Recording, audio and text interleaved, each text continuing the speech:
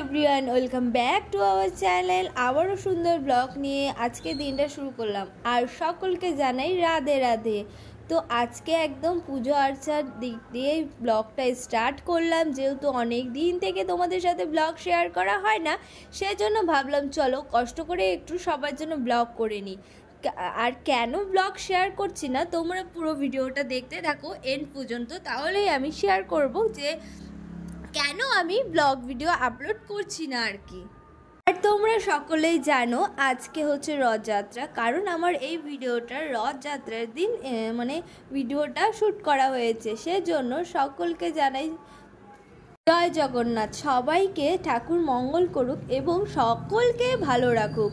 তো চলো এখন দেখো ফ্রেশ হয়ে যাবো হচ্ছে দোকানে। দোকান দুদিন থেকে খোলা হয়নি। কেন খোলা হয়নি এর কারণ হচ্ছে তোমাদের দাদাভাইয়ের শরীরটা একটু খারাপ হয়েছিল, তার জন্য। আর কি হয়েছিল, 2-3 দিন থেকে প্রচণ্ড জ্বর আর হচ্ছে কাশি হয়েছিল, সেক্ষেত্রে কাশতে কাশতে বুকে ব্যথা উঠে গিয়েছিলো, সেই জন্য ওর হচ্ছে প্রবলেম দেখা দিচ্ছিলো আর আমি ঠিকঠাকভাবে ব্লগ করতে পারছিলাম না।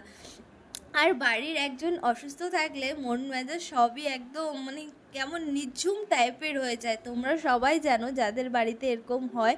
কিছুদিন আগে বুনুর শরীর অসুস্থ ছিল, তখন ওকে নিয়ে দৌড়াদৌড়ি। এখন তোমার দাদাভাই, কিন্তু তোমার দাদাভাইয়ের শরীর এখন একটু ঠিক আছে, সেজন্য ভাবলাম চলো তোমাদের থেকে আবার নতুন করে ব্লগ শুরু করি। যখনই ভাবি রেগুলার ব্লগ দিব বা কিছু দিব, তখনই একটা না একটা প্রবলেম আমার মাথার মধ্যে চলে আসে, সেই জন্য রেগুলার টাইমস ব্লগ আমার আপলোড করা হয় না।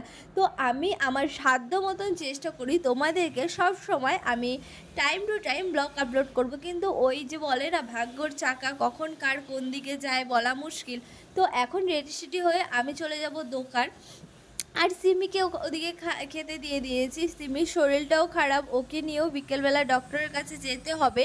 এখন যাব না ডক্টরের কাছে, ভাবছি বিকেল টাইমটা একটু দোকানটা বন্ধ রাখবো, তারপর ওকে নিয়ে ডক্টর দেখাতে যাব। জানি না এই মাসটা যে কি হয়েছে, চারিদিকে বিপদ, ওই বিপদের পর বিপদ ঘুরে আসছে।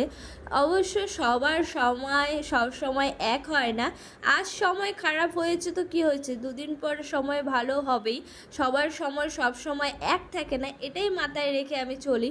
কারণ বয়সটা আমার খুবই কম, এতটুকু বয়সে এত কিছু করা আমার পক্ষে কি একটা ব্যাপার হয়ে যাচ্ছে, সেটা একমাত্র আমি জানছি। আর একমাত্র জানছে ওই ভগবান কৃষ্ণ, যে সব ওপর থেকে বসে বসে দেখছে, কিন্তু করার তার কিছুই নেই। চলো দোকান তো চলে এসেছি, আর তোমাদের সাথে আমি সমস্ত কিছু শেয়ার করি। আমি জানি, আমার বিশ্বাস তোমরা একদিন না একদিন আমার পাশে থাকবে এবং আমাকে সাপোর্ট করবে সবার মতন। জানো, আমার খুব ইচ্ছে একদিন আমিও সোশ্যাল মিডিয়াতে ভাইরাল হব, আমাকেও সবাই চিনবে, আমাকেও 10 জনে চিনবে। হ্যাঁ, আমাকে 10 জনেই ঠিকই চিনে, কারণ এই দোকানটা খোলার পর আমাকে অনেকজনই চিনে। এমনকি এত ছোট বয়সে আমি এত কিছু করতে পেরেছি, সেটাও দেখে অনেকেই আগে কি ভাবতো জানি না, কিন্তু এখন তারা আমাকে সকলেই আশীর্বাদ করে। এমনকি তাদের হাসি মুখটা দেখেও আমার ভালো লাগে, কারণ আমি সেটা করতে পেরেছি। আরও দিন আসবে, তত আরও এগোতে পারবো। সবার আশীর্বাদ যেন আমার মাথায় থাকে। আর একটা আশীর্বাদ আমার এখনও পূরণ হয়নি, আমার ইউটিউবার বা সোশ্যাল মিডিয়াতে কাজ করা আমার খুব ইচ্ছে, কিন্তু সেটাকে আমি এখনও পূরণ করতে পারিনি। জানি না ভগবানের আশীর্বাদে কবে সেটা পূরণ করতে পারবো। সমস্ত কিছু ভগবানের আশীর্বাদে মোটামুটি অর্ধেকটা পূরণ করে ফেলেছি, আরও 50% রয়েছে। সেটা আমার এখনও আমার প্রতি আমার নিজের বিশ্বাস আছে যে আমি সেটাকেও পূরণ করতে পারবো। দোকানে এসেছি, দোকানে আসার পর থেকেই 10-15 মিনিট পরেই লাইন চলে গেছে। এতটা গরম ঘেমে চড়ে একাকার, আর লাইনটাও নেই, একদম বোরিং ফিল হচ্ছে। তো আজকে তো রথযাত্রা, তোমরা কে কে রথে যাচ্ছ অবশ্যই কমেন্টে জানাবে। যাওয়া হবে না, কারণ তোমাদের দাদাভাইয়ের শরীরটা খুব খারাপ আর মন টনও ভালো নেই, সেজন্য আজকে আর হবে না। সোজা রথেও আমার যাওয়া হয়নি, উল্টো রথেও যাওয়া হবে না। তো বাড়ির পাশে ছোট্ট করে রথ হয়, ওখানে গিয়ে নমস্কার ঠাকুরের কাছে প্রার্থনা করে আসবো। তো এটুকুই। তো চলো, এত গরমে আর ভালো লাগছে না, পরে বাড়ি গিয়ে আবার দেখাচ্ছে। তো এখন চলো দোকান বন্ধ করে চলে যাব বাড়ি, কারণ দুপুর 2টোর সময় আমি দোকান বন্ধ করি, তারপর আবার 4টার দিকে দোকান খুলি। কিন্তু আজকে তোমাদেরকে প্রথমেই বললাম আজকে 4টার দিকে এখন দোকানগুলো হবে না, বাড়ি গিয়ে সিমিকে নিয়ে যেতে হবে ডক্টরের কাছে। আর আমি চলে এসেছি বাড়ি, এসে টাইম কল থেকে জলের বোতলগুলো ভরে নিয়ে আসছে। আগে সিমিকে আমি দেখা দিইনি, কারণ দেখা দিলেও পাগল হয়ে যায়, ছোটাছুটি করে, কারণ এতক্ষণ ঘরের মধ্যে বন্দি ছিল একা একা, সেজন্য কারোই একা একা থাকতে ভালো লাগে না। আর আমার ভালো লাগে একা একা মাঝে মধ্যে, বাট সব সময় না। তো দেখো কিভাবে চাটাচাটি করছে আমাকে, যেহেতু একা ফেলে ওকে চলে গেছিলাম, আর ও একা থাকে না। আর আমি ওকে অতটাও দোকানে নিয়ে যাই না, ওই মাসে 1-2বার দোকানেই নিয়ে যাই, যখন লোক থাকে না তখন। দেখো আমাকে কিভাবে দাঁড়িয়ে দাঁড়িয়ে ডাকছে। তো চলো আমার কিছু কাজ রয়েছে, সেগুলো কাজ কমপ্লিট করে আবার দেখা হচ্ছে তোমাদের সাথে। 2000 years later. তো আমি আর কোনো ভিডিও ক্লিপস নিতে পারিনি, তখন খাওয়া দাওয়া করে শরীরটা প্রচুর টায়ার্ড হয়ে পড়েছিল, সেজন্য আমি ঘুমিয়ে পড়েছিলাম টুকাইয়ের সাথে। টুকাইকে ঘুম পাড়াতে আমার চোখটাও লেগে গেছিলো, সেজন্য আমিও ঘুমিয়ে পড়েছিলাম টুকাইয়ের সাথে। আবার 6টার দিকে উঠে তোমাদেরকে তখনই বললাম যে সিমিকে নিয়ে আমি যাব ডাক্তারের কাছে। তো টুকাইকে টিউশন দিয়ে তারপর চলে গেছিলাম মোটাকে নিয়ে, সরি মোটা না, ওর নাম হচ্ছে নীলকে নিয়ে চলে গেছিলাম হচ্ছে সিমিকে নিয়ে ডাক্তারের কাছে। তো দেখো সিমি ঘুরতে খুব ভালোবাসে, সিমি কেন আমি টুকাই সবাই ঘুরতে ভালোবাসি, তেমন সিমিকে নিয়ে কোথাও একটা যাওয়া হয় না। তো সিমিকে নিয়ে এর আগে 2 দিন আগে গিয়েছিলাম আমি আর তোমাদের দাদাভাই ডাক্তারের কাছে, কিন্তু শান্তভাবেই গিয়েছে। তারপর আজকে আবার যাচ্ছি, 2 দিন পর আমাদেরকে যেতে বলছিল, সেই জন্য আজকে আবারও যাচ্ছি। তো চলো যাওয়া যাক, ওখানে গিয়ে আবার দেখা হচ্ছে।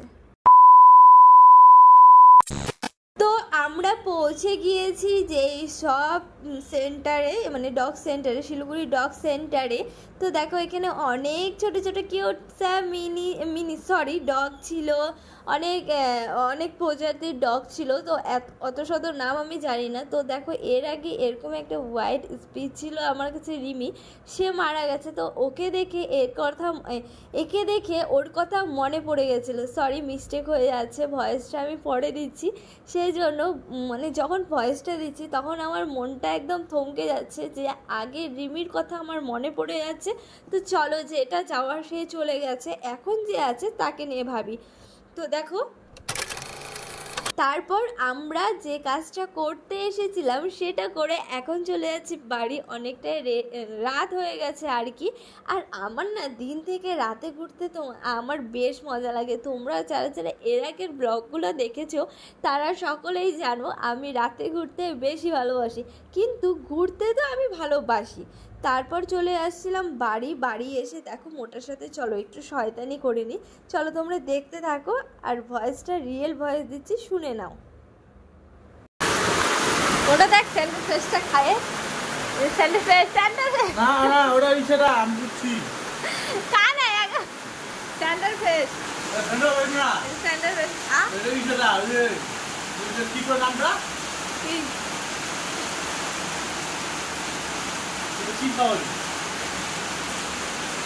হ্যাঁ দারুণ বিষয়টা ছিল বলতে কি করে নামটা হ্যাঁ নামটা কি করে।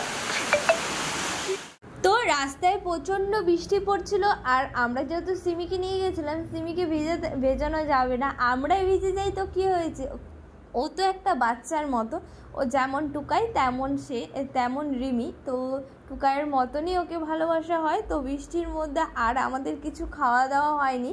তো মোটার এখানে প্রচণ্ড খিদে পেয়ে গেছিলো, আর বারে মোটা আসছে, ওকে ভালোবেসে আমরা মোটা করে ডাকি। ওর আসল নাম হচ্ছে নীল। তো নীল মানে মোটা ডাকতে তো আমাদের ম্যাগি খাওয়া কমপ্লিট, এমনকি তোমার দাদাভাই বাড়িতেও চলে এসেছে। এখন আমরা সবাই মিলে টিভি দেখছি, টিভিটা অন হচ্ছে না, তবুও টিভিটা চালিয়ে রেখেছি। আর দেখো মানুষটার শরীরটা কতটাই অসুস্থ, তোমাদেরকে আমি বলছিলামই তখনই। তো চলো আমরা এখন মানে খাওয়া দাওয়া করবো আর কি, খাওয়া দাওয়া করে তারপরে শুবো। সবাই প্রচণ্ড টায়ার্ড, যে যার মতো কাজ থেকে এসে সবাই শুয়ে পড়েছি আর কি। আর টুকাই এদিকে মোবাইল দেখছে। তো চলো, যদি শরীরটা ভালো থাকে এবং সবাইকে ভালো রাখতে পারি, তারপর আবার নতুন ব্লগ নিয়ে আসবো।